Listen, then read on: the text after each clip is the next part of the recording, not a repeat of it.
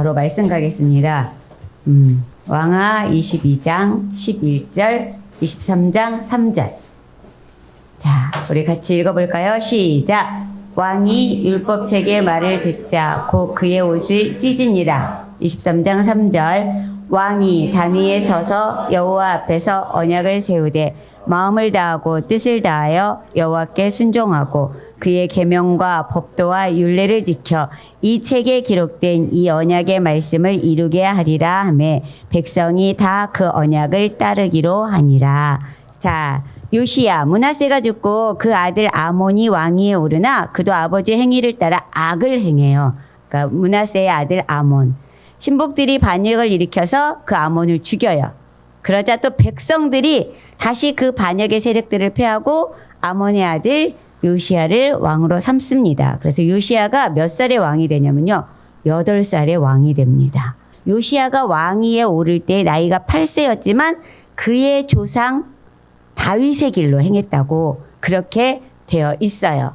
자, 요시야가 8년이 되자 그때 하나님을 찾아요. 너무 어렸을 때 왕이 되니까 하나님이든 무엇이 이렇게 찾을 줄을 몰랐는데 왕이 된 지 8년이 되자 비로소 그의 하나님을 찾고 그 다음에 12년이 되면은 몇 살이냐면 20살이 되죠. 그때 유다와 예루살렘을 이렇게 정결하게 이루어 나갑니다. 이 요시야가. 그렇게 되다 보니까 이제 요시야가 성전도 정화시키고 그 다음에 이 예루살렘에 있는 모든 우상의 단지들 같은 거를 다 이렇게 파괴시키고 이런 작업을 하게 되거든요. 그렇게 하다 보니까 성전에서요. 성전을 막 깨끗하게 하고 거기를 정화를 시키고 이렇게 하다 보니까 성전 안에서 뭘 발견하냐면 제사장 hil기야가 율법책을 발견하는 거예요. 이 율법책이라는 것은 뭐예요? 모세가 쓴 신명기 그 이야기를 하는 거예요. 그 율법책을 발견하게 돼요. 그러니까 또 hil기야는 이게 하나님의 말씀이구나. 그 말씀을 바로 요시야 왕에게 전달을 하지요. 그래서 사반이 가서요. 이 율법책을 딱 펴놓고 요시야 왕 앞에서 막 읽어요. 읽으니까 요시야 왕이 지금 어떻게 하고 있어요? 자기 옷을 찢으면서 그 율법의 말씀을 듣자마자 자기의 옷을 찢으면서 회개를 하는 거예요. 회개를 하면서 이 요시야 왕이 얘기를 하는 거예요. 내가 이것을 누구에게 물어봐야 돼. 이 땅에 선지자가 누구 있지? 해가지고 그때 당시 선지자는 누구였냐면 훌다라는 여선지자. 이 훌다라는 여선지자에게 가서 물어봤어요. 이 율법책의 말씀이 이렇게 써 있는데 이거 진짜고 이거 하나님의 말씀 맞는 거냐? 그러니까 훌다가 맞다. 이것은 하나님의 말씀이다. 여러분이 귀로 들은 대로 이 모든 재앙이 일어날 것이다. 그러니까 이 요시야가 무서웠던 거예요. 이것이 내 시대에 일어나면 어떡하지? 어떡하지? 하는 거예요. 그런데 훌다가 얘기를 하는 거예요. 여선지자 훌다가. 하지만 왕이 하나님의 말씀을 듣고 진심으로 뉘우쳤기 때문에 왕이 다스리는 기간에는 일어나지 않을 것입니다. 라고 이야기를 해요. 물론 요시야는 자기 때에는 일어나지 않으니까 안심을 했겠지요. 그렇지만 요시야는 어떻게 했어요? 나 때에 일어나지 않는다고 안심할 게 아니야. 이 율법책을 모든 사람들에게 내가 읽어줘야 되겠다. 우리 백성들에게. 그래서 장로들을 모아놓고 모든 백성들을 불렀어요. 불러가지고 하나님의 말씀을 그들의 귀에 들려주었어요. 들려주고 나서 요시야는 말하는 거예요. 나는 마음과 목숨을 다하여 여호와께 순종하고 이 책에 기록된 언약의 말씀을 지킬 거야. 그러니까 너희들도 나의 명령대로 따라와. 이렇게 하는 거지요. 그러니까 백성들이 어떻게 해요? 다 그 말씀대로 지키겠다고, 따라가겠다고 약속을 합니다. 이렇게 요시야는 하나님의 말씀을 아주 중요하게 여겼어요. 그리고 자기 때에 그 율법책이 발견된 것을 굉장히 다행으로 여겼어요. 그리고서 요시야가 이제 첫 번째 행하는 게 뭐냐면 하나님께서 명령하신 것 중에서 유월절을 지키라고 했어. 그래서 요시야가요 6월절을 지키게 됩니다. 그런데 성경에 뭐라고 나와 있냐면 선지자 사무엘 이후로 이스라엘 가운데서 유월절을 이같이 지키지 못하였어. 그러니까 요시야 때 진짜 제대로 된 사무엘 시대까지 지켰던 그 유월절을 제대로 이제 한번 지켜보는 거야가 된 거예요. 그러면 우리가 이상하게 생각하죠. 요시야의 증조부인 히스기야 때 유월절을 지켰다고 했는데 얘기가 나오죠. 그때도 유월절 지킨 건 맞아요. 그런데 히스기야 때 지킨 유월절은요. 원래 첫째 달 14째 날 유월절을 지켜라. 너희가 애굽에서 나오는 날이야. 이렇게 했거든요. 그래서 그 일주일간 2주간 무교병을 먹으면서 유월절을 지키라고 했거든요. 그런데 히스기야 때는요. 첫째 달 14째 날이 아니라 둘째 달 14째 날에 지키게 돼요. 하나님이 지키라고 한 날짜에 지키지를 못해요. 왜냐하면 히스기야는 지키고 싶었는데 유월절을 지키면요. 저기도 보세요. 유월절을 지키기 위해서 요시야가 자기에게 있던 소유 어린 양과 어린 염소 3만 마리 숫소가 3천 마리 또 이것만이 아니에요. 방백들이 몇천 마리씩을 또 많이 드렸어요. 이것을 유월절 어린 양으로 하나님 앞에 드려야 되는 거예요. 뭐로? 번제로. 그러면 이 많은 어린 양과 염소와 숫소를 어떻게 해야 돼요? 잡아야 되는 거잖아요. 누가 잡아요? 제사장이 잡아요. 그런데 역대하 30장에 보면 히스기야가 유월절을 지키고 싶어서 히스기야도 자기의 재물을 내거든요. 방백들도 내고요. 그런데 그것을 잡을 제사장이 많지가 않은 거예요. 왜? 하나님의 성전을 파괴시키고 하나님을 섬기는 것을 다 그 히스기야의 아버지인 아하스가 다 막았잖아요. 그러다 보니까 제사장들이 없어요. 레위인들이 자기의 위치에 없었던 거예요. 그러다 보니까 이 양들과 이 재물들을 잡을 사람들이 없는 거예요. 그러다 보니까 한 달 동안 더 준비해서 레위인들을 더 찾아내고 제사장들을 더 찾아내고 막 해가지고 준비해서 한 달 후에 유월절을 히스기야는 지켜요. 그래서 둘째 달 14째 날부터 유월절을 지킨다고 역대하 30장에 나오거든요. 근데 이 요시야는요. 하나님께서 첫째 달 14째 날에 지켜라. 그 날짜를 정확히 지키기 위해서 제사장들을 다 정결케 하고 레위인들을 다 정결케 해서 유월절을 지킵니다. 하나님께서 얼마나 기뻐하셨겠어요. 그러니까 말하잖아요. 선지자 사무엘 이후로 이같이 지킨 자가 없었어. 요시야가 지켜주었어. 라고 말한 거예요. 이렇게 유월절을 요시야 왕이 있은 지 18대 해에 유월절을 지켜요. 그런데 이제 어린 나이에 왕이 되었지만 그의 조부나 아버지와는 달리 하나님의 뜻대로 국가를 치리하고자 노력한 왕 진짜 요시야. 그에게도요 실수가 있어요. 요시야의 실수가 뭔가 하면은 요시야는 정말 나라를 잘 이렇게 굳건히 했거든요. 잘 다스렸거든요. 하나님의 말씀대로 다스렸어요. 그런데 그때 당시 국제 정세가 굉장히 이 남유다를 힘들고 어렵게 만들었어요. 그게 무슨 일이냐면 바로 바벨론이라는 신흥 제국이 막 커지는 거예요. 커지면서 어떻게 하냐면 아수르의 니느웨 성을 차지해요. 그리고는 아수르인들을 다 어떻게 하냐면 저 하란 옆에 갈그미스라는 곳까지 밀어 넣어버려요. 그래서 모두가 다 거기에 도망가 있어요. 그러면 이 바벨론이 이렇게 커지면은 나중에 눈이 거기 지역을 지금 메소포타미아 지역을 다 차지했어요. 그러니까 눈이 나중에 어디로 가요? 저 밑에 애굽 있네. 지금 남유다나 북이스라엘은 아수르한테 미리 망했으니까 남유다는 너무 작아서 바벨론의 눈에 사실은 보이지도 않았어요. 어디가 보여요? 애굽이 보였던 거예요. 그러니까 애굽 왕이 깜짝 놀랐어요. 그때 애굽 왕이 누구였냐면 느고였어요. 바로 느고. 세계사에서 이름은 네코 2세라고 해요. 바로 느고를. 그 애굽 왕이 깜짝 놀라서 야, 안 되겠다. 우리가 여기서 가만히 있으면 큰일 나겠다. 오, 저 갈그미스까지 가서 우리가 저 아수르를 다시 회복시켜야 되겠다. 하고 이제 군사들을 이끌고 올라오는 거예요. 올라오는데 올라오는 길이 어디냐면 무기또라는 곳을 거치는 거예요. 그러니까 이 일에서 나오는 전투가 무기또 전투거든요. 무기또 전투는 애굽과 남유다의 전투예요.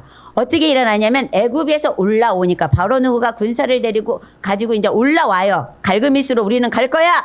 그러니까 너 남유다 길 비켜. 우리 막지 마. 막 이렇게 하고 있어요. 그런데 요시야가 아수르가 다시 회복하는 게 싫은 거예요. 왜? 저 북이스라엘도 아수르가 망하게 했잖아요. 남유다도 언제 망할지 모르잖아요. 그러니까 아수르가 다시 회복하는 게 싫어. 그래서 너희 애굽이 아수르랑 다시 이렇게 뭉쳐가지고 바벨론을 무찌르는 걸 우리는 용납할 수 없어. 해가지고는 나가는 거예요. 무기또에서 맞서는 거예요. 그러니까 이 바로 느고가 요시야 왕에게 사자를 보내요. 하나님의 명을 받아 가는 길이니 거스르지 말라. 이렇게 말해요.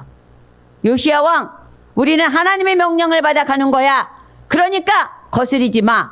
나오지 마. 안 그러면 너 죽어. 이렇게 된 거예요. 그런데요, 요시야 왕은 하나님의 입에서 나오는 바로 누구의 말을 듣지 않고 북진하는 애국 군대와 무기또에서 만나 전투를 하게 됩니다. 그게 바로 무기또 전투예요. 결국 이 전투에서 요시야 왕은 어떻게 해요? 전사하고 맙니다. 정말 아까워요. 이렇게 전쟁의 결과는요, 애굽은 팔레스타인의 지역의 주도권을 갖게 되고 남유다는 요시야의 죽음으로 급속한 쇠퇴를 맞이하게 됩니다. 이제 어떻게 해요? 이 바로 누구는 야, 요시야 죽었어. 이제 우리가 더 이상 신경 여기 더 이상 머물러 있을 수 없어. 계속 올라가. 그리고 이제 갈그미스까지 가요. 그렇지만 무기또에서 지체하여 힘을 빼버렸잖아요. 전쟁하느라고. 애굽의 바로 누구의 군대는 갈그미스까지 가서 바벨론과 전투를 개시했으나 싸움은 바벨론의 승리로 돌아갑니다. 한편 무기또에서 왕을 잃은 남유다. 너무 슬펐겠지요. 남유다 백성들은요, 엄청 슬퍼했다고 그랬어요. 유다의 온 예루살렘 사람들이 요시야를 슬퍼하고 예레미야는 그를 위하여 애가를 지었을 정도로 요시야의 죽음을 슬퍼했다고 했어요. 그래서 왕들은 이제 어떻게 해요? 이제 우리의 왕이 죽었으니까 그의 아들 여호아하스를 왕으로 세웁니다. 네. 근데요, 이게 이제 벌써 이 남유다는 어떻게 해요? 애굽한테 패했잖아요. 패했기 때문에 어떻게 된 거예요? 이 정치상으로 보면은 애굽의 속국이 돼버린 거예요. 패했으니까, 왕이 죽어버렸으니까. 그런데 백성들은 이제 애굽 왕이 지나갔어. 그러니까 우리에게도 다시 왕이 필요해. 그래서 요시야의 아들 여호아스를 왕으로 세워요. 그런데 애굽은 갈그미스 전투에서 패잖아요. 다시 내려오는 길에 하마 땅 림다에서 여호아스가 애굽 왕을 맞이하러 나갑니다. 그러니까 애굽 왕이 딱 보고 왕 우리가 죽였는데? 우리가 왕 안 세웠는데? 너 왜 왕 됐어? 이렇게 된 거예요. 백성들이 왕을 추대해서 세웠는데도 애굽 왕은 용납이 안 되는 거예요. 왜? 이제 이 나라 유다 우리가 먹었잖아. 왕 우리가 죽였잖아. 그러니까 우리가 왕을 세워야지 왜 니네 맘대로 왕을 세워? 그리고는 여호아스를 잡아서 옥에 가두어요. 그리고는 그의 형제 엘리야김을 여호야김으로 계명하여 왕으로 삼습니다. 그러니까 여호아스는 3개월 왕으로 있었어요. 나중에 여호아스는 애굽에 가서 죽습니다. 그곳에서. 그리하여 유다는 애굽으로부터 자전 내정 간섭을 받게 되지요. 17대 왕 여호아스가 폐위되고 18대 여호야김이 등극하게 된 것도 애굽의 내정 간섭에 의해서였습니다. 그 후 여호야김 4년에 애굽의 바로 누구는 다시 갈그미스로 진격합니다. 왜? 이젠 느부갓네살이 왕이 됐어요. 바벨론에. 그러고 나니까 어떻게 해요? 와, 저 왕 진짜 우리 애굽 먹으려고 해. 그러니까 우리가 가서 아무래도 저 갈그미스를 다시 탈환해야 되겠어. 해가지고 올라가요. 그런데 결과는 어떻게 해요? 하맛에서 느부갓네살에게 대패합니다. 여러분 이 성경에는 느부갓네살 이렇게 나오죠. 세계사에는 느부갓네살이라는 이름이 없어요. 네부카드네자르 이렇게 나오더라고요. 네부카드네자르 이 왕이에요. 당시 애국 군대의 참패 상황 예레미야 46장 2절에서 12절에 이렇게 묘사되어 있습니다. 그 후로 여호야김이 3년 동안 바벨론에게 조공을 바칩니다. 이제 바벨론에게 조공을 바쳐요. 왜? 애굽은 졌잖아요.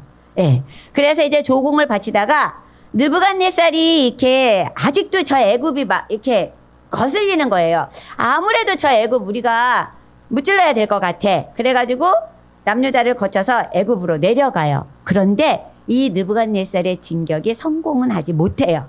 후퇴를 해요. 뭐 졌다 이겼다 그걸 떠나서 무슨 사정이 있는지 후퇴를 하게 되거든요. 이걸 이제 여호야김이 딱 듣고 후퇴한 것을 진 걸로 생각하는 거예요. 그래가지고는 어떻게 느부갓네살을 배반해요. 여호야김이. 이게 또 여호야김의 실수가 되는 거지요. 예레미야 선지자는요. 이제 다음 주에 예레미야 선지자를 전체를 다 할 거예요.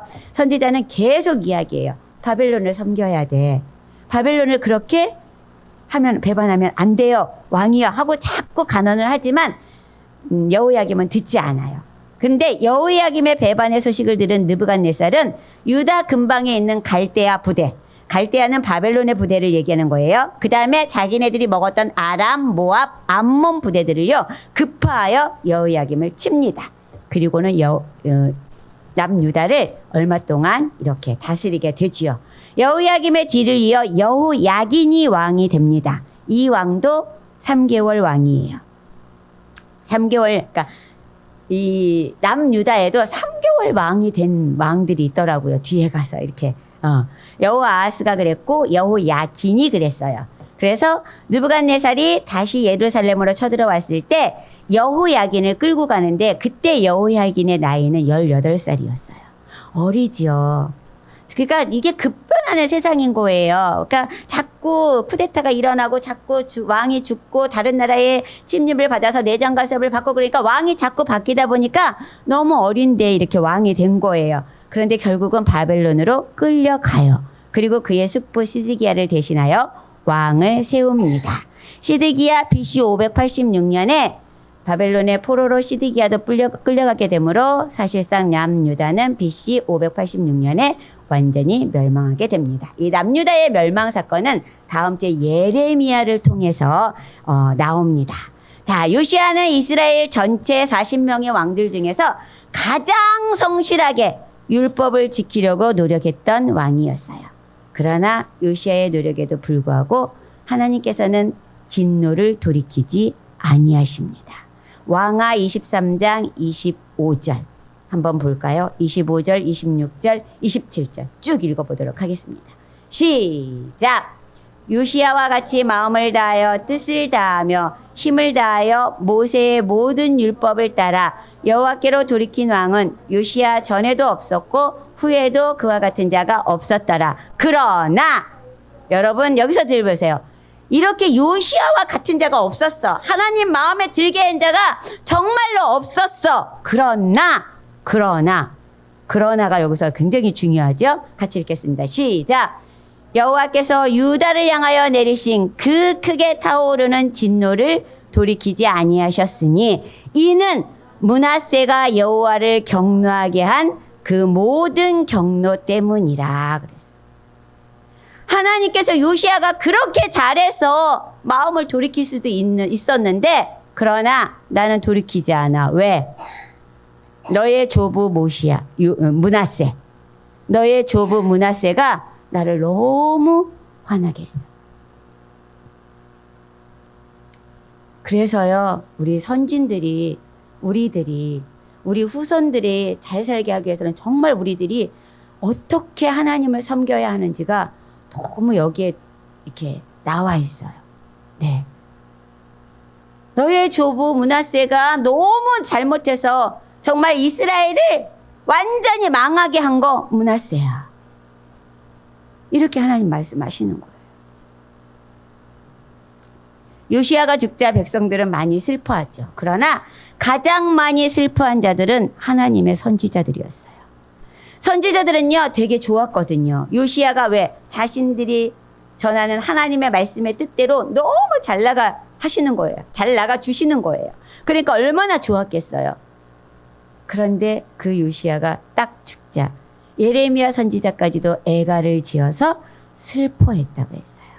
그래서 제가 그 애가를 막 어디 애가지? 그리고 막 찾아봤어요. 없어요.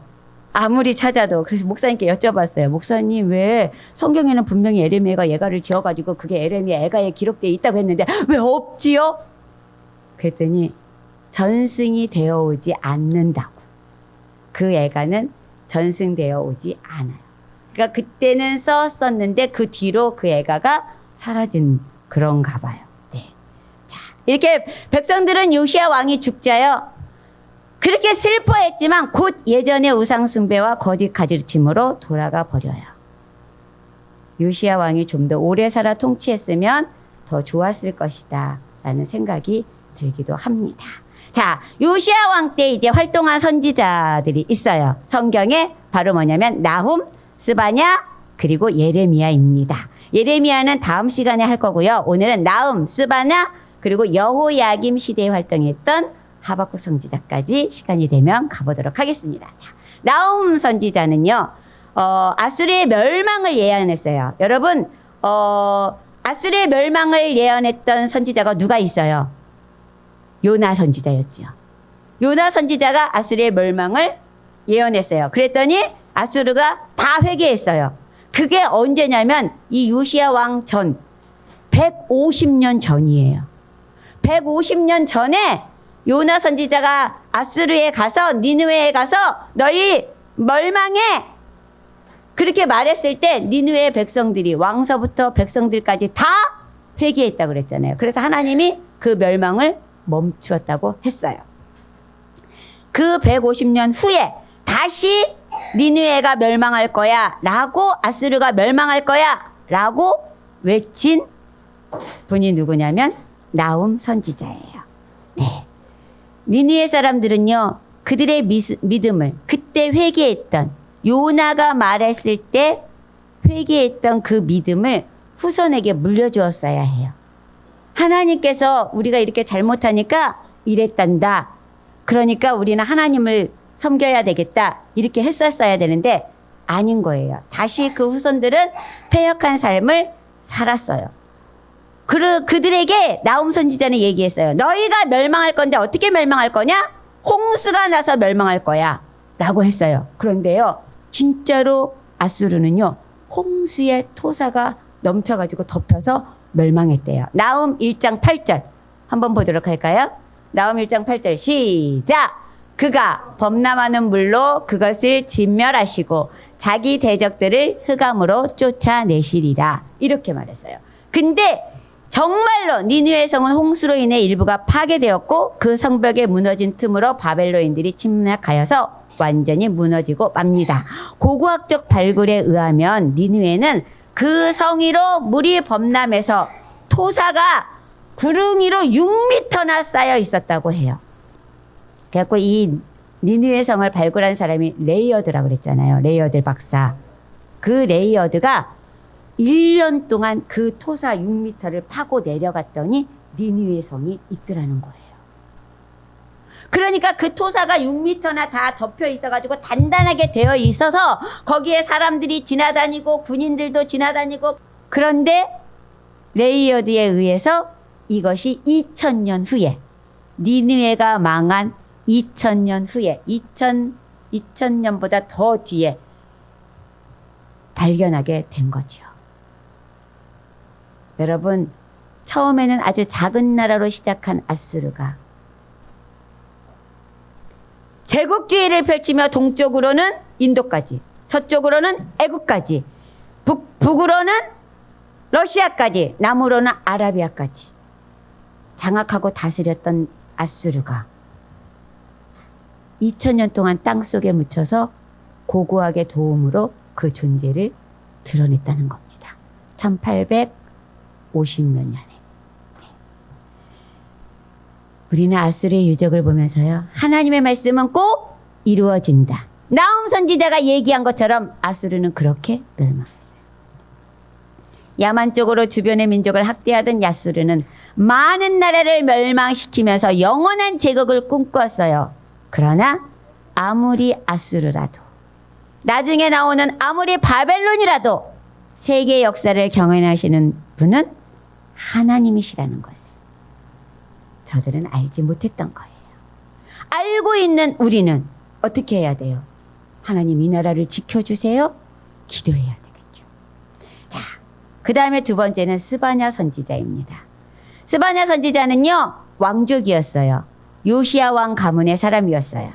나훔 선지자와 함께 활동했던 선지자예요. 하나님께 전심을 다하는 요시야 왕 시대의 예언자였지만 결론은 뭐예요? 심판. 남유다 망할 거야. 이거였어요. 그래서 스바냐 1장 15절 봅시다. 시작. 그날은 분노의 날이요, 환난과 고통의 날이요, 황폐와 패망의 날이요, 캄캄하고 어두운 날이요, 구름과 흑암의 날이요. 스바냐는요, 사람들이 죄로 인해 임하게 될 여호와의 분노의 날에 대해 말해요. 일반적으로 이스라엘 백성들은요, 여호와의 날 그러면 자기들에게 굉장히 좋은 날일 거라고 생각했어요. 그러나 하나님께서는요, 선지자들을 통해 그날에 엄청난 심판이 있을 것이라고, 그날 온 땅이 여호와의 질투의 불에 삼켜지고 거의 망할 것이라고 말씀해요. 하나님의 심판에는 예외가 없습니다. 예외가 없어요. 누구만 예외예요? 여호와의 규례를 지키는 자들, 주의 명령을 따르는 이들은, 그리고 끝까지 인내하는 자들. 그래서 스바냐는 너희는 주의 명령을 따라 끝까지 인내라고 말합니다. 그래서 스바냐 3장 17절에 보면 이러잖아요.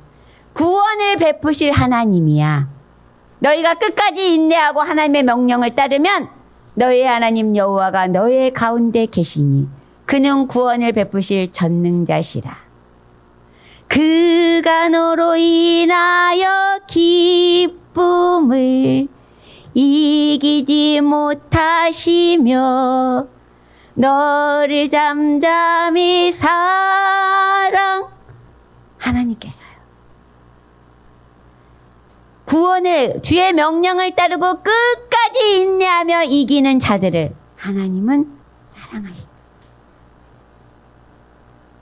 그 자들이 이렇게 하나님을 찬양한다.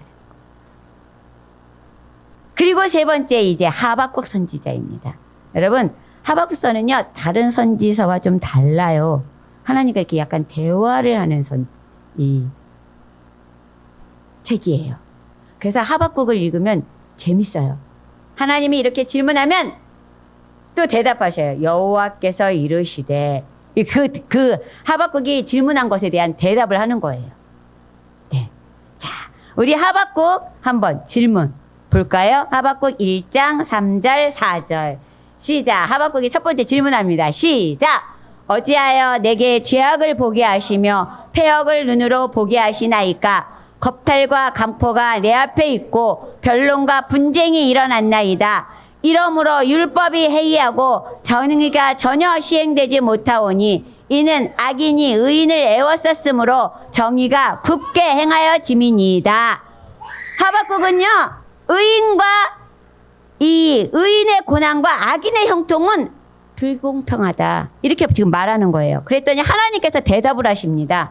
하박국 1장 5절, 6절 보도록 하겠습니다. 시작. 여호와께서 이르시되 너희는 여러 나라를 보고 놀라고 또 놀랄지어다. 너희의 생전에 내가 한 가지 일을 행할 것이라.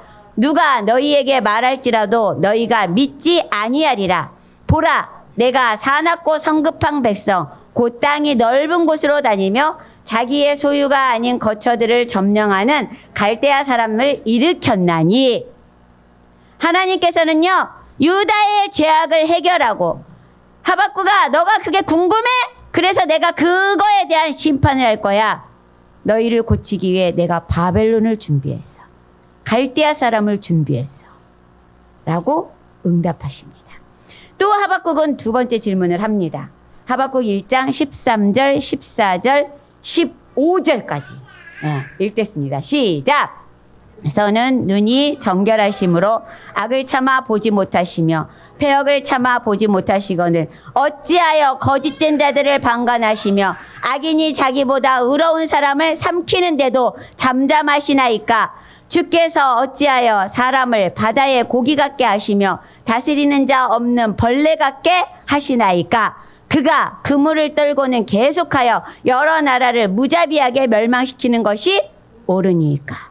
이렇게 하나님 앞에 하박국이 질문하니까 하박국 2장 2절부터 4절까지 하나님이 또 이 질문에 대한 답을 하십니다. 한번 볼까요? 시작! 여호와께서 내게 대답하여 이르시되 너는 이 묵시를 기록하여 판에 명백히 새기되 달려가면서도 읽을 수 있게 하라. 이 묵시는 정한 때가 있나니 그 종말이 속히 이르겠고 결코 거짓되지 아니하리라. 비록 더딜지라도 기다리라. 지체되지 않고 반드시 응하리라. 보라, 그의 마음은 교만하며 그 속에서 정직하지 못하니 의인은 그의 믿음으로 말미암아 살리라. 하나님이 말씀하시는 거예요. 이렇게 하나님 자기보다 의로운 사람을 막 삼키고 그 다음에 이렇게 벌레같이 이렇게 행하고 무자비하게 이렇게 행하는 이 사람들 그냥 놔두십니까? 했더니 하나님 뭐라 그래요? 정한 때가 있어. 비록 더딜지라도 너 기다려. 내가 반드시 여기에 종말을 보낼 거야. 그게 결국은 어떻게 해요? 바벨론도 내가 손을 볼 거야. 하나님은 말씀하시잖아요. 그러면서 하박국의 가장 하이라이트 뭐예요? 의인은 그의 믿음으로 말미암아 살리라. 하나님의 정하신 때까지 기다리라는 겁니다. 비록 우리가 보기에는 더딜지라도 의인은 믿음으로 살기에 기다릴 수 있습니다. 하나님의 대답을 듣고요. 하박국의 입술에서요. 찬미의 노래가 나와요. 3장에서는. 그 3장이 뭐예요? 3장 17절, 18절, 19절 말고 17절, 18절까지만 하겠습니다. 시작! 비록 무화과 나무가 무성하지 못하며 포도나무에 열매가 없으며 감람나무에 소출이 없으며 밭에 먹을 것이 없으며 우리의 양이 없으며 외양간에 소가 없을지라도 나는 여호와로 말미암아 즐거워하며 나의 구원의 하나님으로 말미암아 기뻐하리로다. 여러분, 하박국은 레위인, 하나님을 성전에서 찬미하는 레위인이었대요. 자, 이렇게 하박국의 이야기를 우리가 보면서 우리에게도 하나님 앞에 하고 싶은 질문이 있잖아요. 그치요? 저도 많지요. 지금 하박국처럼 이 나라, 이 땅, 하나님! 왜 저들 그냥 놔두십니까? 이렇게 질문할 수 있잖아요. 여러분도요, 하나님 앞에 기도하면서 질문해 보세요. 나의 질문. 당신은 하나님께 어떤 질문을 하고 싶은가요? 여러분도 하나님의 응답을 들으시고 하박국처럼 이렇게 찬양하셨으면 좋겠습니다.